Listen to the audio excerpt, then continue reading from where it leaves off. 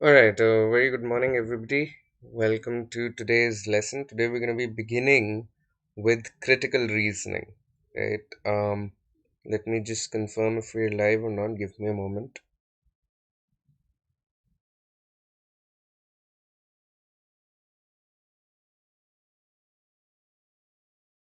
Yeah, we're live.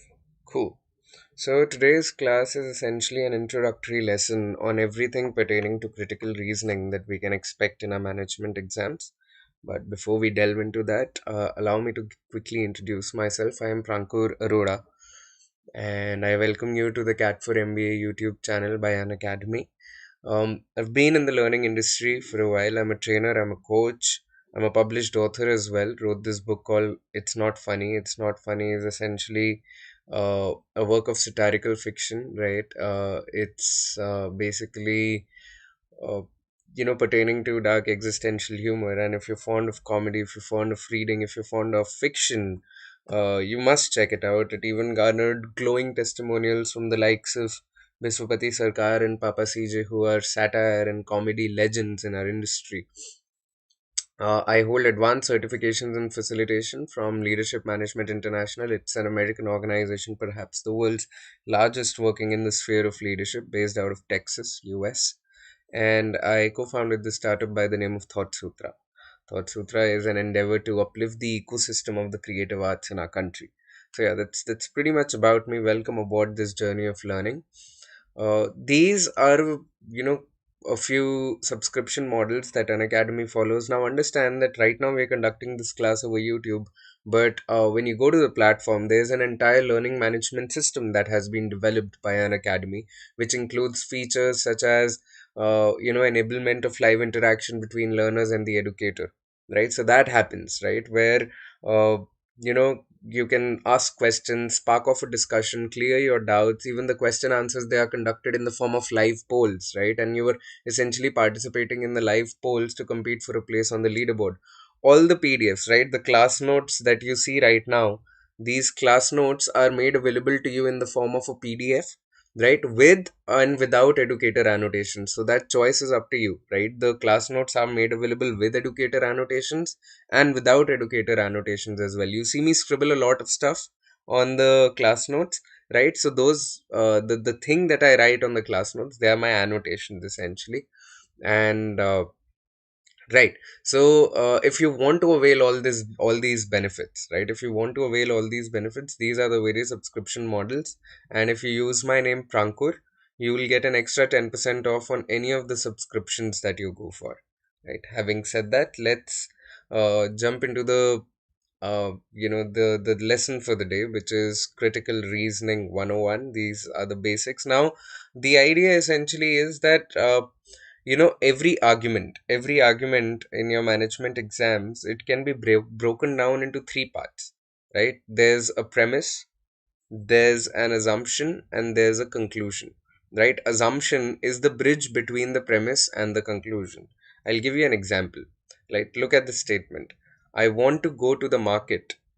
I want to go to the market. I want to go to the market. My car broke down yesterday. Therefore, I need to go buy a new car. Now, understand this, therefore, is a trigger word for conclusion. We know for a fact that this is the conclusion in the argument, right? Therefore, I need to go buy a new car. But what is the premise? What is the premise? Premise is the information that is already made available to you, right? Premise is information or knowledge that is already made available to you in the argument, right? Conclusion is basically more often than not the ending statement of the argument, wherein you're concluding about something, right? You're closing the argument with some impact by uh, you know by inferring something. And then there's the assumption is the bridge. For example, if I say that I want to go to the market and my car broke down yesterday, therefore I need to go buy a new car, what is it that I'm assuming here? There are a couple of assumptions here that I'm assuming, right? There are a couple of assumptions. Now, understand. uh Number one, the assumption is that I can go to the market only by car, right? I can go to the market only buy a car. Right? That is assumption number one. Right? That is assumption number one. Right? I cannot use any mode of transport. I cannot any other mode of transport. I cannot call an Uber. I cannot take an auto. I cannot walk to the market. I cannot take a rickshaw. Right? There's so many assumptions that I'm making in the fact that I can only go to the market by a car. Right? I can go to the market only by a car. Right? So therefore I decide that I need to go buy a new car. That is assumption number one. There's another assumption that I'm making here, right? The other assumption is essentially the idea that I cannot repair the car myself. The car can't be repaired, right? Perhaps if not by myself, I could call a mechanic, right?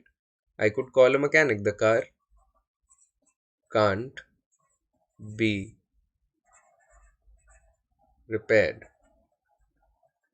So, as I said, two assumptions here. Assumption number one, I can go to the market only buy a car. Assumption number two, the car can't be repaired.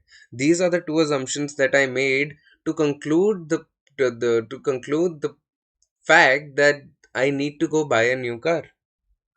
But what if I call a mechanic? What if I call an Uber? What if I can walk to the market, right? So understand that just like this, every argument can be broken down into a premise, an assumption, and a conclusion. Assumption is essentially your bridge from the premise to the conclusion. Premise is all the information that is given to you on the face value in the argument. Conclusion is what you're concluding from the argument, and the bridge between the two, right? The bridge between the two is your assumption, right? Having said that, let's move on and look at this question, right? Let's look at this question. Now, if you're like most people, right? If you're like most candidates, most people, you race through the argument, then you glanced at the question, and then you would look for the answer options, and then you will jump back and forth between all the information that is given to you here and all the answer options that I'll basically make available to you right now, right? And you'll waste a lot of time, and you might not even end up with the best answer, right? So there's a particular way to kind of attack all these argument problems. There's one particular way to attack all these argument questions, all these argument problems. Step number one, right? We'll discuss a four-step approach. What we'll do is we'll discuss a four-step approach. Okay, we'll discuss a four-step approach. Step number one is essentially you read the question and you break it down, right? So what I mean by read the question is skip over the entire argument. Don't read the argument right now. Don't read the argument, skip over the argument entirely and go straight to the question. The question is, which of the following, if true, most seriously weakens the argument above?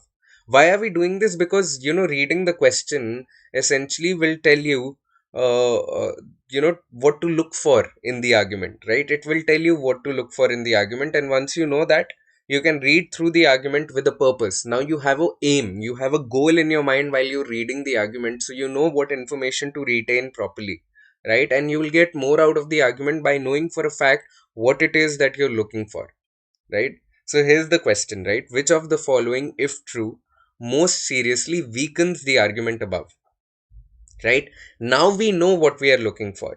We are looking for a way to weaken the author's argument, right? We might find that the author has come to a conclusion that he does not support with a lot of facts, or we might determine that in constructing the argument, the author has, neglected, to rule out, neglected to rule out other possible causes, or neglected to rule out other possible outcomes, right? So he may have concluded information in the conclusion that's unsupported or even unmentioned in the body of the argument. When you look at the premise, he might have reached a conclusion that is not supported by the premise at all, right?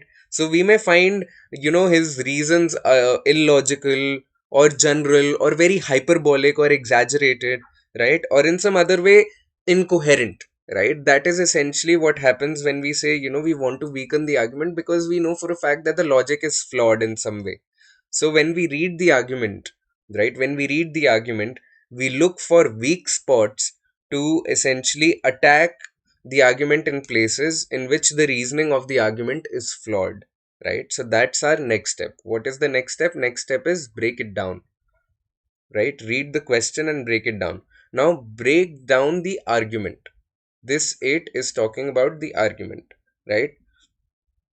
So here, when we say break it down, what I mean is that we want to identify the main idea of the author. What is the main idea, right? What is the point of the argument? What is it that the author is trying to get at? And then the reasons that the author is citing to support that point, right? The now As I mentioned just now, right, the author's point is essentially what he's trying to convince you about, right? That is what the author's point is. He's trying to convince you about something, right? And then there's a whole reasoning that he will give to convince you about the same idea. So if you have trouble determining the point, ask yourself, what is the author trying to say? Is he writing a TV commercial? Is he writing an article? Is he writing a newspaper piece? Right? Is he selling something? Is he a politician? Is he advocating? Is he a lawyer? Right? So now the answer to any of these questions, right? The answer to any of these questions will give you the author's point, will give you the main idea of the author, right? You'll also need to take a note of the facts, right? When you're reading these, highlight what the facts are, what the reasons are, right? Does he cite a survey? Is there external support that the author is making use of? Is there a survey? Is there some statistics? Is there a publication that he's citing? Or is it just his opinion? Does he bring any historical evidence? Right? Does he bring any historical evidence? So we need to figure out all these pieces of evidence, because this is what will tell us कि premise में है क्या क्या मेरे पास, और फिर conclusion तक पहुंचने के लिए author ने premise को use कैसे किया है. That is where the author will make use of all the evidence that he's put in. ठीक है? Now, let's read the argument. Finally, let's read the argument and then we'll dissect it, right? Although fresh oats and corn are the most nutritious foods for cattle, historically, cattle ranchers have minimized purchases of these grains in order to minimize costs due to spoilage. This year, however, fresh oats and corn have become the best selling foods for cattle, a clear sign that cattle ranchers are putting nutrition ahead of concerns about cost due to spoilage. Alright, so what is the author's conclusion? Go ahead and state the author's conclusion in your own words and then write it down on the notebook that you're studying with right now, right? Write it down, and then we'll figure it all out. What is the evidence? What is the conclusion? What is the premise? Are there any assumptions? Now if you figure it out, you may write something such as that cattle ranchers are putting nutrition ahead of cost concerns, right? Some of you might have written this. Or let me give you another 30 seconds, 30 to 45 seconds. Read this argument again and figure out the conclusion in your own words. Right? Figure it out. Now, guys, stick with me here. It is very, very important to go through this exercise so that we are able to solve the questions properly. Right? So, spend some time, spend 30 to 45 seconds figuring out what the conclusion is here.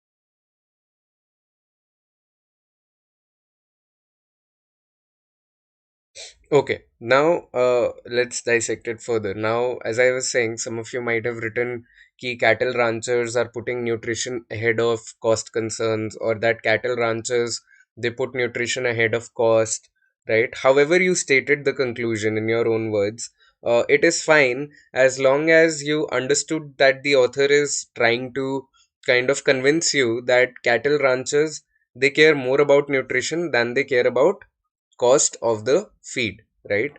That this is the conclusion, that a clear sign that cattle ranchers are putting nutrition ahead of concern about cost due to spoilage. So as long as you understood that the author is trying to tell us that or that the author is trying to convince us that cattle ranchers care more about nutrition than they care about cost of feed, you're good with it, right? Now next, since the question tells us to weaken the author's argument, what does it tell us? It tells us to weaken the author's argument. We need to examine the premises that the author gave to support this point, right? Now ask yourself, why does, right? I'll take it here, right? Because we're discussing premise. Ask yourself, why does the author why does the author believe cattle ranchers cattle ranchers uh, are putting cattle ranchers are putting nutrition nutrition ahead of cost,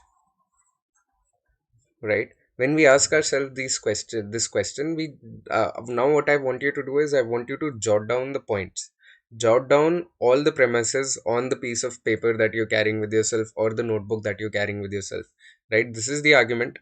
Jot down the answer to the question, why does the author believe that cattle ranchers are putting nutrition ahead of cost, right? Take another 1 minute, take another 60 seconds, figure it out, jot it down on your piece of paper or the notebook that you're carrying with yourself.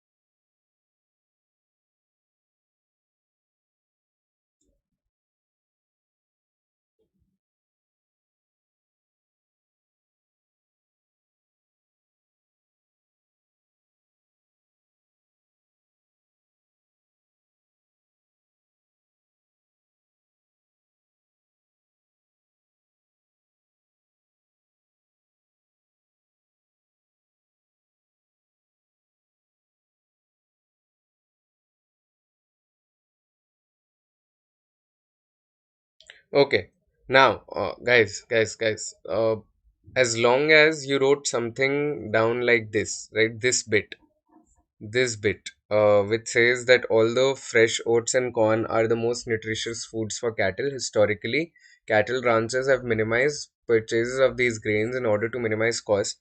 This year, however, fresh oats and corn have become the best selling foods for cattle, right? So this is basically your entire premise, right? This is basically your entire premise. It is based on the fact that oats and corn, they are selling so well now that the author concludes that cattle ranchers are finally putting nutrition ahead of costs, right? अपने को पता है कि पहले historically cattle ranchers, they minimize purchase of corn and oats even though they are most nutritious. They minimize the purchase. Why? Because it was costly. There was a lot of spoilage, so it was costly.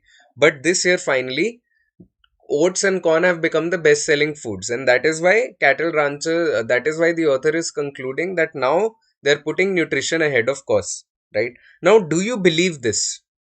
Do you believe the author's argument solely on the information that the author has given us, right? अपने पास evidence क्या है? Evidence is the historical data that they were minimizing purchase of oats and corn, and the current data that oats and corn are the best selling, right? This is the only evidence that we have, right? That is the first 3 4 lines of the argument, which is your entire premise, right? But are we just going to take his word for it? Not really, right? Not really. We are not just going to take the author's word for it, because the author has left a lot of large gaps in the fabric of this entire argument, and he's relying on us to fill those gaps, right? Those will be our assumptions, right? So, assumptions are essentially your unstated factors in an argument, and often they can appear to support the conclusion, right? The farmer's conclusion that the ranchers are putting nutrition ahead of cost rests on a single fact that fresh corn and oats outsold other forms of grains right now, this year, even though historically they were more expensive, right? So, this is the only fact that we have, this is the only evidence that we have, and the author is depending on us to fill in the gap, to supply the missing information that will make this argument work, right? So, step 3 is answer in your own words other ways by which we can fill in the gap. What is it that we can fill the gap with? Reread the statement, reread the argument again, right? This is the same argument. Now we know what the conclusion is, what the premise is. Hi Jayesh, welcome to the class. Finally, you've no worries, no worries, no worries. I'll repeat the activity with you. I'll repeat the activity with you. So we started here, right? We kind of started here. Okay, I'll just repeat this activity and then I'll take you straight to the question that we are trying to solve. All right. Now, so read this argument. Read this argument. I want to go to the market and my car broke down yesterday. Therefore, I need to go buy a new car. Right? Now we clearly know, because यहाँ पे therefore is used as a trigger word, we know for a fact that this is the conclusion. Therefore, I need to go buy a new car.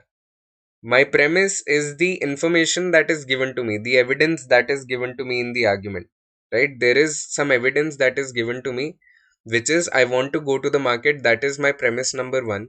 Premise number 2 is my car broke down yesterday.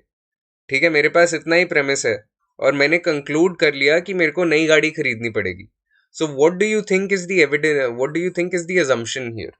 Right? There is a bridge, there is a logical gap between the evidence and the conclusion. That gap essentially is my assumption, right? So can you tell me what I'm assuming here? My premise is मेरे को market जाने का है. Premise number 2 is मेरी गाड़ी खराब हो गई. Conclude मैंने कर लिया कि मेरे को नई गाड़ी खरीदनी पड़ेगी. So what is it that I'm assuming here?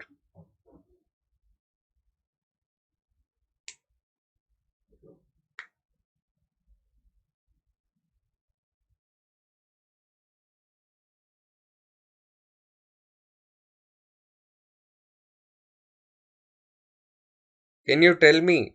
Can you tell me what I'm assuming here? What is the bridge? What is the gap between my premise and my conclusion? That gap is essentially the assumption.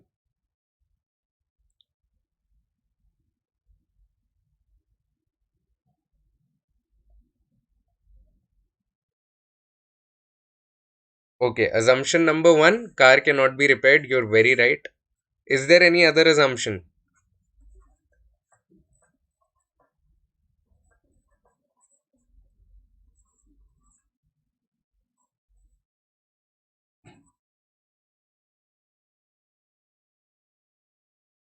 Right, so assumption number 1 is car cannot be repaired, right? Assumption number 2 is uh, that I can't call an Uber, or I cannot take an auto, or I cannot walk to the market, right? So assumption number 1, you're right, is that the car can't be repaired, right? I cannot repair the car myself, or I cannot even call a mechanic to repair the car. Assumption number 2 is that I cannot use any other mode of transport to go to the market. Therefore, I decide कि मेरे को नई गाड़ी खरीदनी पड़ेगी market जाने के लिए.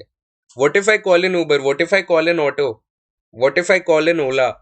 What if I book a Rapido bike? Right? So, second assumption is that I cannot use any other mode of transport. What if I take a bus? What if I walk to the market? What if it is just, 500 meters away from my society and I walk to the market? That can also be the case, right? So typically, in any argument that we are given as part of our reasoning questions, it has three parts. There is a premise, there is a conclusion, and the bridge between the premise and the conclusion is the assumption.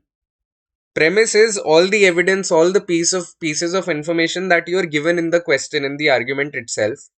Conclusion is a statement such as this: therefore I need to go buy a new car.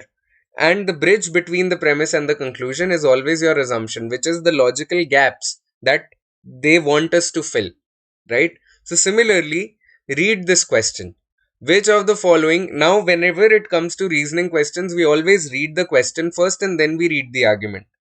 ठीक है, हमेशा पहले question पढ़ना है और उसके बाद argument पढ़ना है. Which of the following, if true, most seriously weakens the argument above? ठीक है, तो this is a weakening question.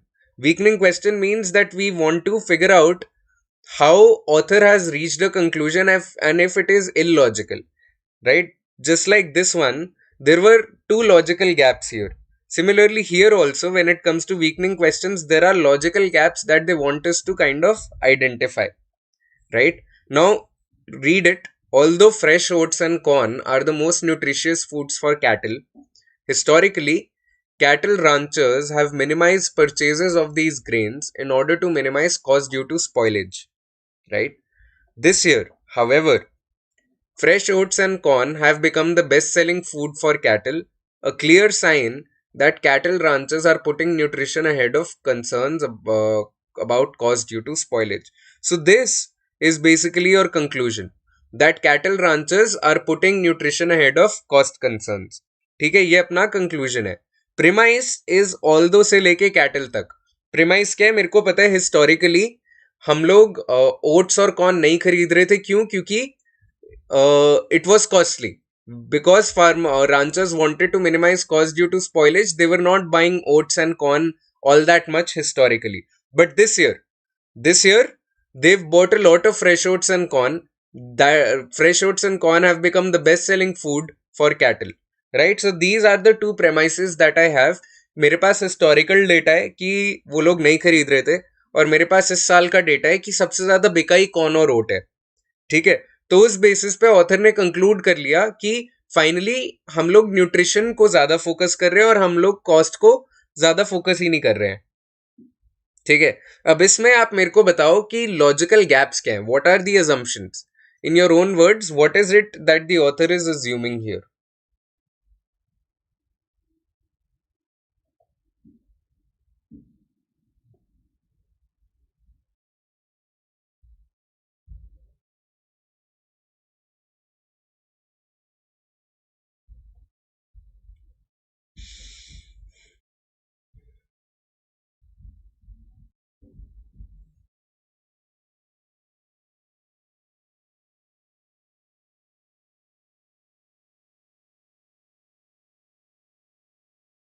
So try to think of how you can refute the argument, how you can refute the conclusion. Can you think of any other reason why corn and oats might be selling better this year?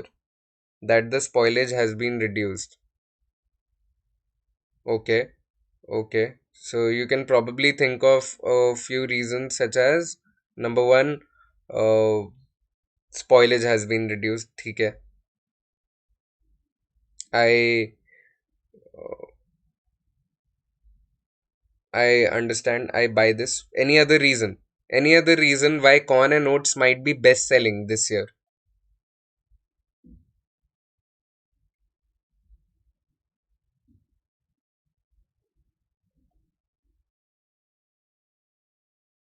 Try to think why oats and corn might have become the best selling food. Right? Let me try and give you some reasons. Number one, what if, पहले तो मैं आपका reason लिखता हूँ, which I really like, that spoilage reduced has been reduced. I buy this point. Very well done. What if uh you know what if price dropped? What if price of corn and price of corn and oats dropped. More than other foods, more than other food grains, price of corn and oats dropped. Right इतना price गिर गया कि अगर spoilage हो भी रहे तो उन्हें फर्क नहीं पड़ रहा क्योंकि बहुत सस्ता कर दिया. ऐसा हो सकता है ना कि हार्वेस्ट में कॉर्न और ओट्स एकदम से बहुत ज्यादा उग गए, so the price went down, and when price goes down we know for a fact that the demand goes up, right?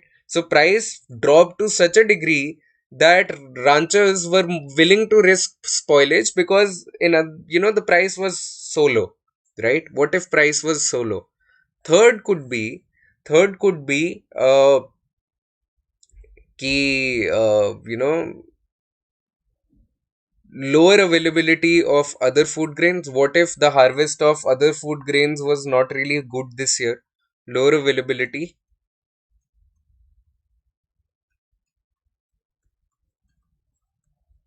of other grains, right?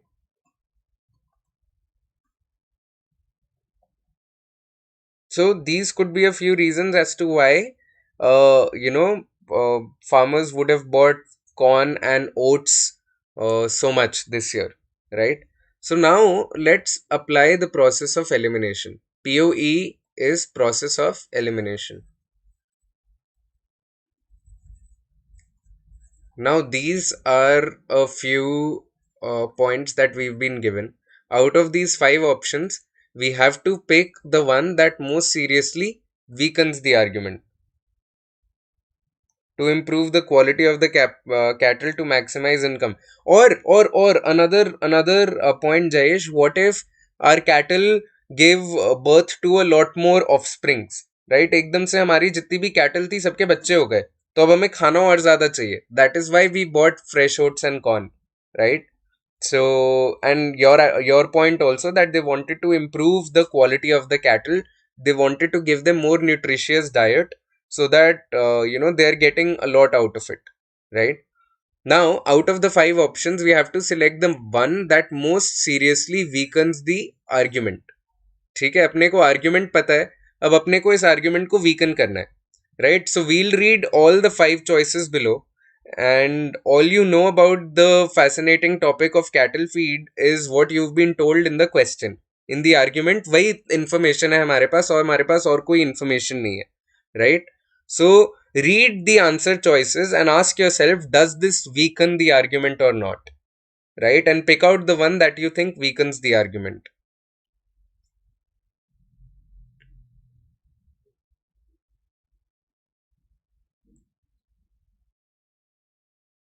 Now look at the first one. First one says last year processed cattle feed outsold fresh oats and corn by a wide margin. Are we concerned about last year? No, we are not. We are concerned about the current year, right? We are trying to weaken the argument. So what happened last year does not matter. We want to know what happened this year. The question is about what is happening this year, right? So we can eliminate what happened last year there.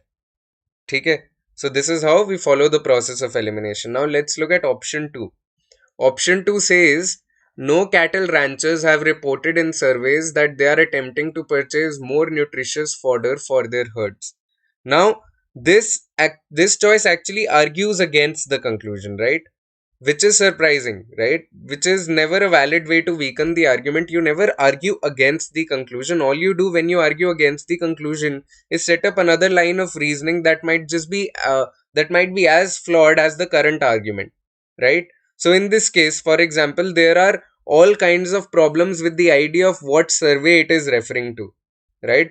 What if the survey is do we have any information about the validity of the survey? No, we don't, right? We don't have any information of the validity of the survey or what survey they are referring to, right? So that is why this is not a very sound argument. हमको नहीं पता ये कौन से सर्वे की बात कर रहे हैं. We have no information about the survey in our argument. In our question, no survey was essentially mentioned, right? So we are better off attacking the issue of whether or not large corn and oat purchases signal that ranchers value nutrition more or not. We don't know anything about this. No survey was mentioned in the argument, so we eliminate option B. ठीक है? Option C. Cattle ranchers are attempting to counter recent claims about the health risks associated with eating beef by becoming more conscious of the nutritive quality of the meat they are producing. Okay. Again, this answered choice in fact strengthens the position that nutrition is the sole reason, right? ये तो strengthen कर रहा है, ये weaken करने की जगह हमें बोल रहा है कि हाँ, nutrition is the reason why cattle ranchers have increased the purchase of fresh fodder. But it is not weakening the claim, it is strengthening the claim. Our job is to weaken the argument, our job is to not strengthen the argument. हमें कोई और reason चाहिए corn और oats का corn और oats का preference के लिए. Nutrition cannot be the only reason, so it strengthens the argument instead of weakening it. Okay, Jayesh, you're saying option D. Let's look at D. Because of crop failures, all types of cattle fodder, including fresh oats and corn, processed cattle feed, and frozen nutritional supplements, were more expensive this year than in previous years.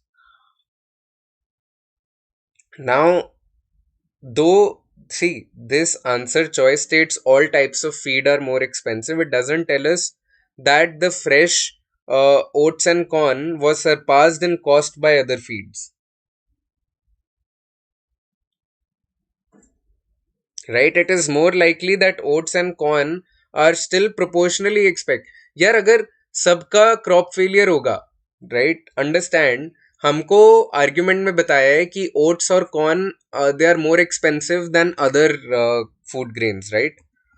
We know for a fact that fresh and corns are most nutritional, but they have minimized purchases because they want to minimize cost. That means when you purchase oats and corn, it becomes more expensive than other feed, right? अगर crop failure होगा, अगर crop failure हुआ, मेरा harvest कम हुआ, तो understand कि मेरा supply कम हो गया, और अगर मेरा सप्लाई कम हो रहा है तो मेरा प्राइस बढ़ जाएगा, right? Because of cost failure price will increase, and if price is going up, then proportionally price of fresh oats and corn will also go up, right?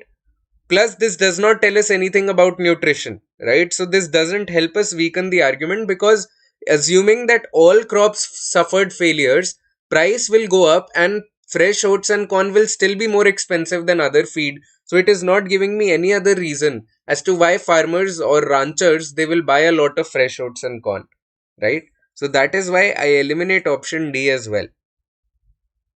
Now look at option E. Look at option E.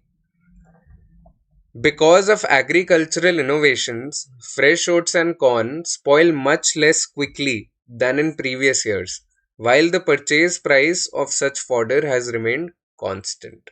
Now this is more like it, right? Now that corn and oats, they don't spoil quickly, right? So the costs related to spoilage will go down, right? They are not spoiling quickly, so the cost will go down.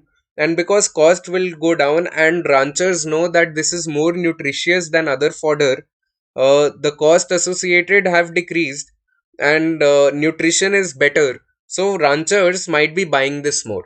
So this very much weakens the author's argument that nutrition is the only concern, right? The argument's conclusion, understand, was that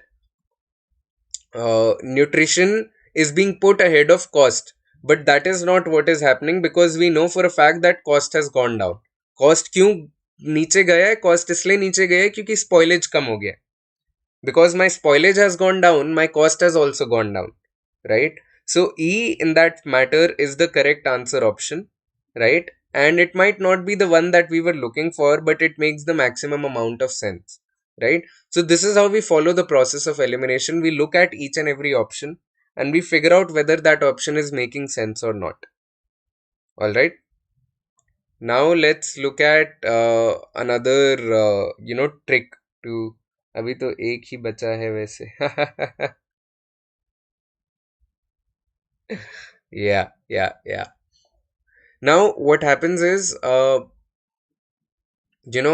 it comes to reasoning, when we are solving reasoning questions, there are a lot of trigger words. What are these? These are trigger words. These trigger words, they help us to anticipate what's coming next. right? So what these trigger words do is they help us anticipate what is coming next. For example, if we have trigger words or additive phrases such as furthermore, in addition to, also to, with this means that these are additional points in the argument. When we are using words such as similarly, likewise, for example, these are trigger words for other examples. When we are using firstly, secondly, thirdly, that means there is a structure to the argument, right? Thus, therefore, in conclusion, these are all conclusions. These are all trigger words for conclusions. And finally, when we have words such as although, though, but, despite, in spite of, however, unless, while, these are all trigger words for the tone shift. What is happening in the argument? The tone is shifting. For example, for example, look at this paragraph, right? Look at this paragraph.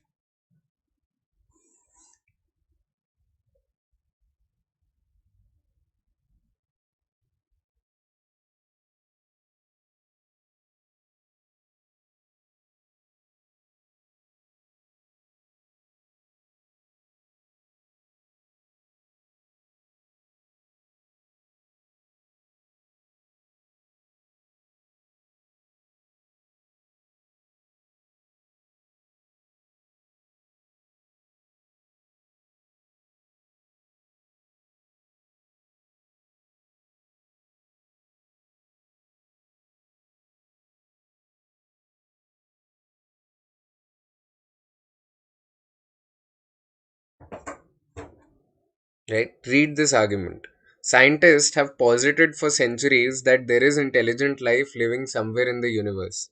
In fact, most experts speculate that somewhere in the outer regions of the universe, there are other carbon based life forms that draw oxygen and expel carbon dioxide in order to survive. However, what is however doing? However gives me a tone shift in the argument. However, these musings are utterly without merit. There is now concrete irrefutable proof that outer space is bitterly cold, lifeless void. ठीक है, तो यहाँ तक मेरे को argument में क्या बताया जा रहा था कि साइंटिस्ट बोल रहे हैं कि अर्थ के बाहर यूनिवर्स में there is life, there is a lot of speculation, experts have speculated that somewhere in the outer regions of the universe there are other carbon based life forms, right?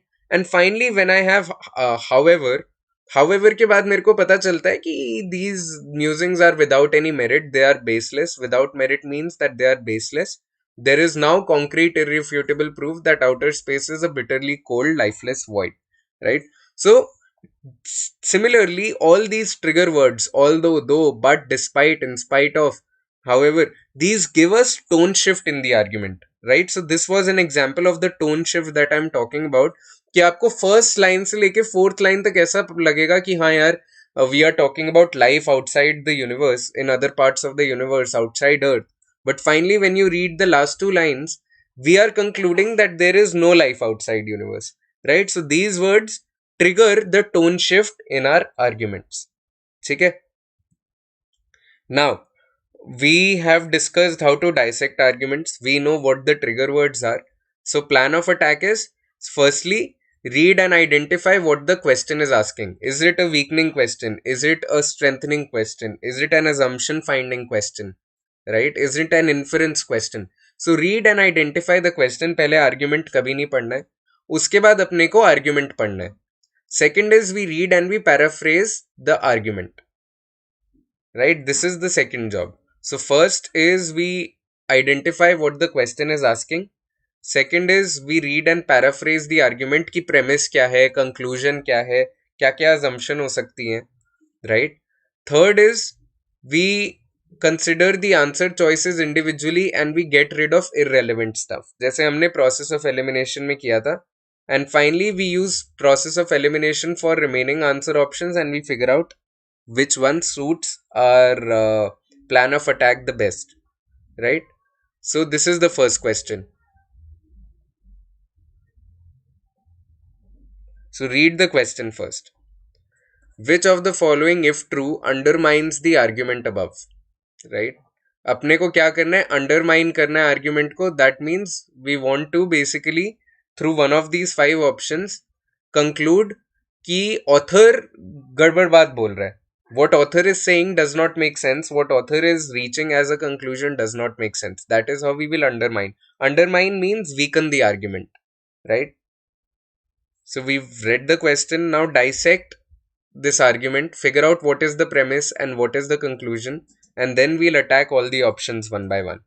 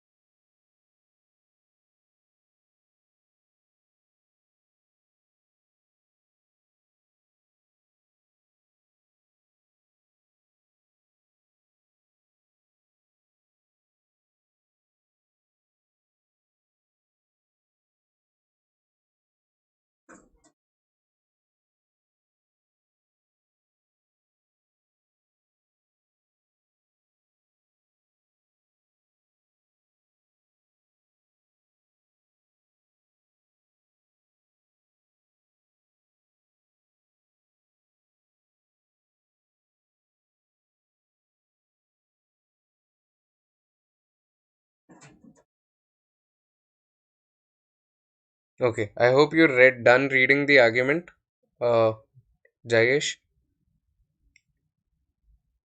Hi, Sushil. Welcome to the class. So, when you read this argument, okay, B. All right. Let's.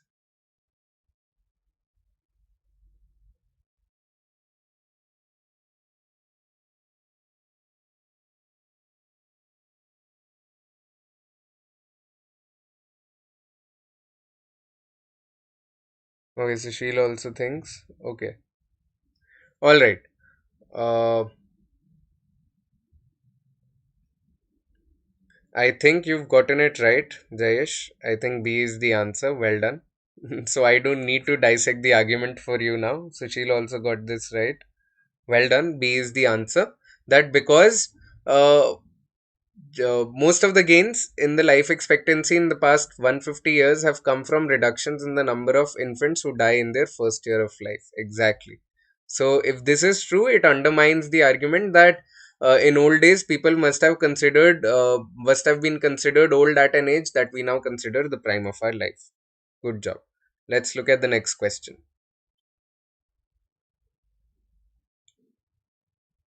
Again, this is a flaw finding question, right? This is a flaw finding question.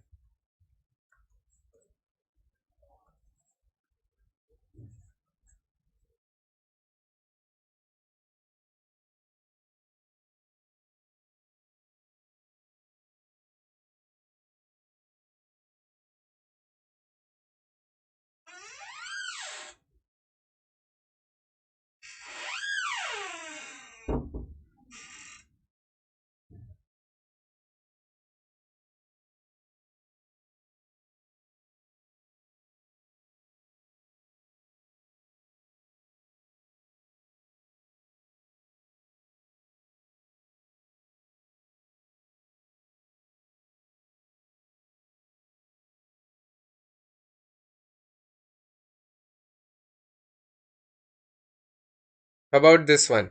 How about this one? Now we are saying that homeowners aged 40 to 50 are more likely to purchase ice cream and more likely to purchase it in larger amounts than are members of any other demographic group.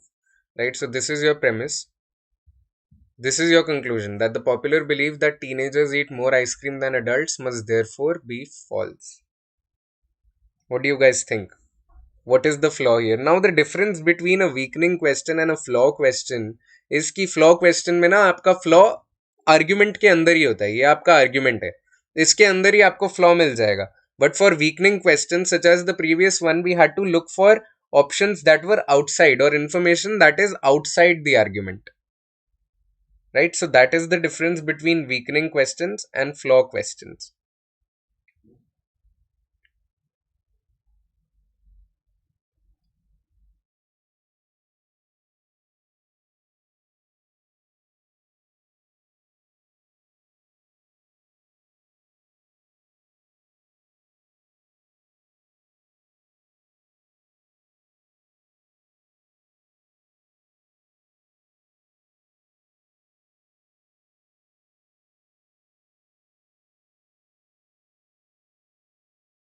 Okay, Jayesh says B again. All right.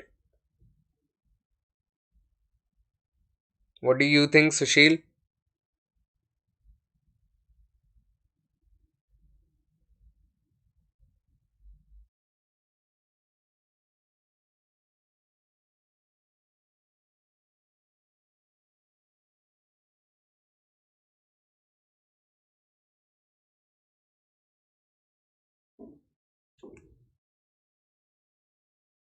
Now understand, guys, when you look at this argument says homeowners 40 से 50 के बीच में they are more likely to purchase ice cream and purchase it in larger amounts than members of any other demographic group, right?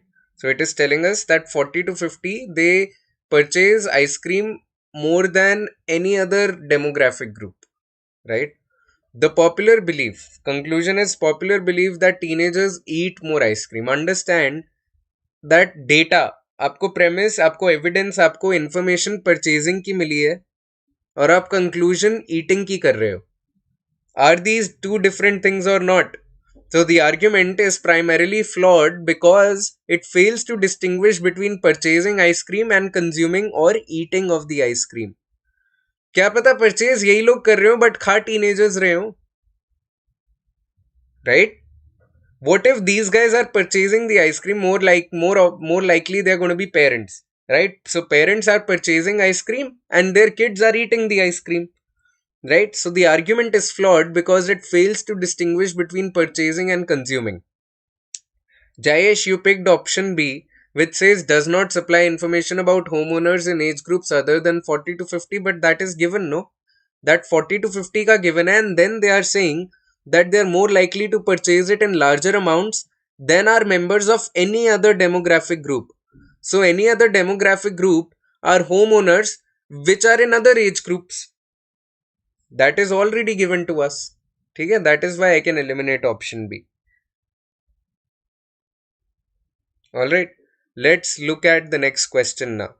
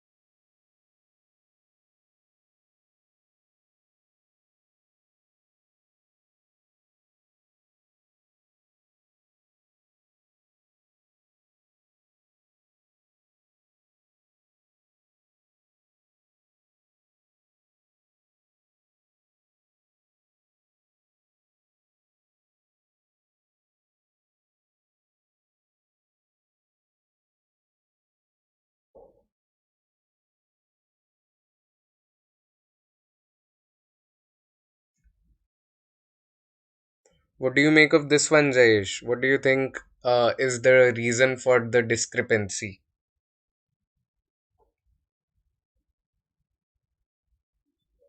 So, what is the discrepancy that we are talking about? The question says that a report that many apples contain a cancer causing preservative called ALAR apparently had little effect on consumers. So, there was a report that apples contain ALAR and it had little effect on consumers. That is our premise.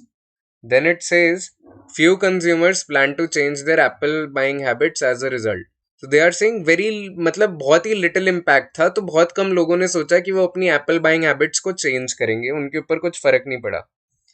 Nonetheless, this is the conclusion. Nonetheless, sales of apples went down. Again, you think B. Okay. What is the discrepancy? Discrepancy is कि यार ये सोचो ना. Answer is A. Why? Because in March, many grocers removed apples from their shelves in order to demonstrate concern about their consumers' health. तो एक बात बताओ, हमें पता है कंज्यूमर्स के ऊपर फर्क नहीं पड़ा, बट अगर ग्रोसर्स ने एप्पल हटा दिया, अगर आपको एप्पल शॉप में मिलेंगे ही नहीं तो आप एप्पल खरीदोगे कैसे? Right?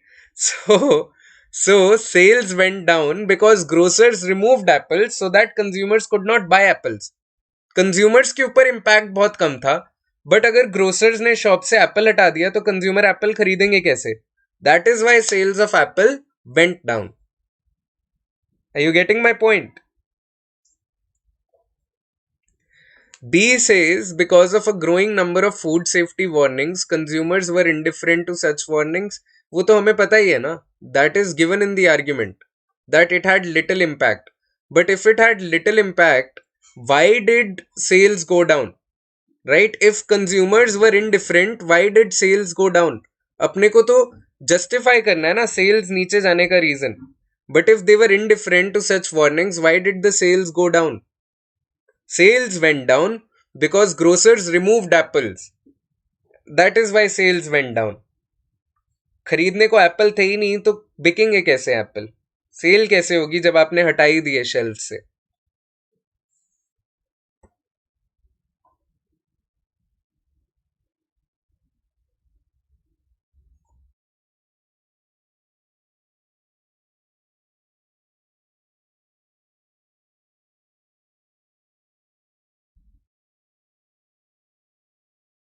ठीक है. Look at this question now. And this is so tough, man. धीरे धीरे प्रैक्टिस करोगे तो माइंड अट्यून हो जाएगा.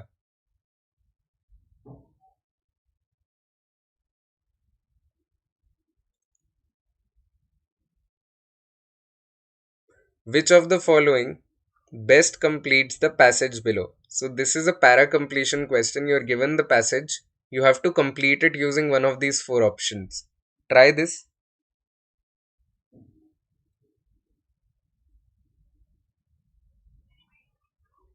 You got the first one right, didn't you? You got the first one right, I think. The very first question, you got it right. जो life expectancy वाला था.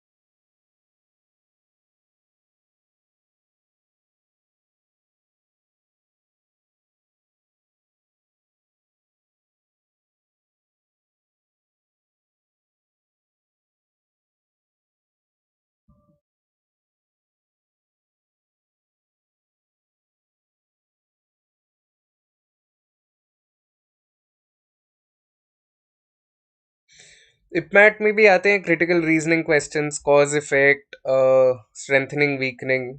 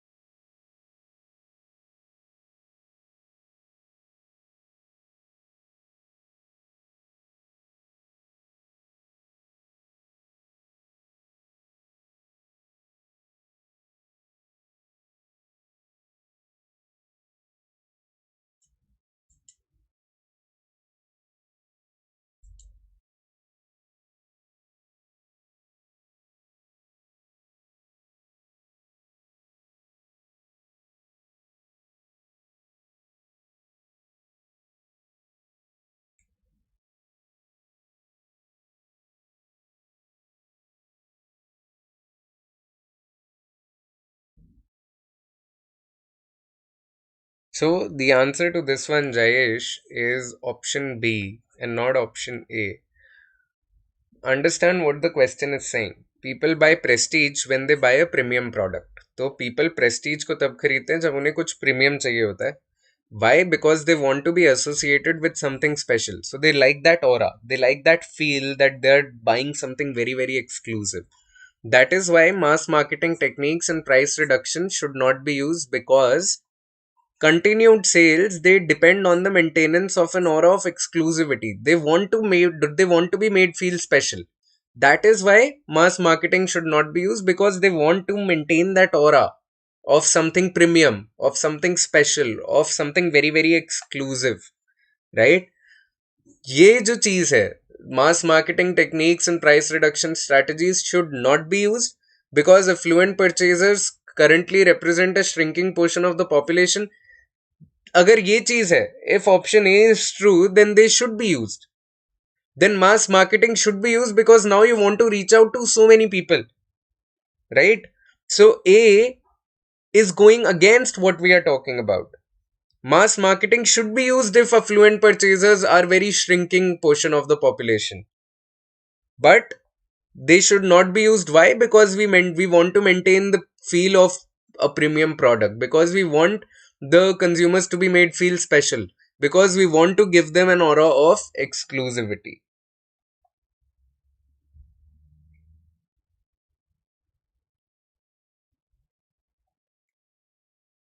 Okay, so with this I'll end today's class, and as always, I would like to tell you about the current batches that we are running. You can start learning from all of these educators for free on the Unacademy platform, right? And these are the batches that we're launching today and tomorrow. For these are for people who are currently preparing for CMAT, which is this very month, or they're wanting to prepare for GD or PI, right? So these are the batches for that. And finally, we run the Unacademy Champions League every alternate Saturday, or alternate Sunday. So be tuned for the next one. The last one we had yesterday at 5 p.m. Now we'll come back with another one, and I'll inform you about that as well. And having said that, I will take another session tomorrow morning at 10 o'clock. So I urge you to tune in, well in time tomorrow for the class. And I'll see you then. Till then, stay safe, take care, and stay strong.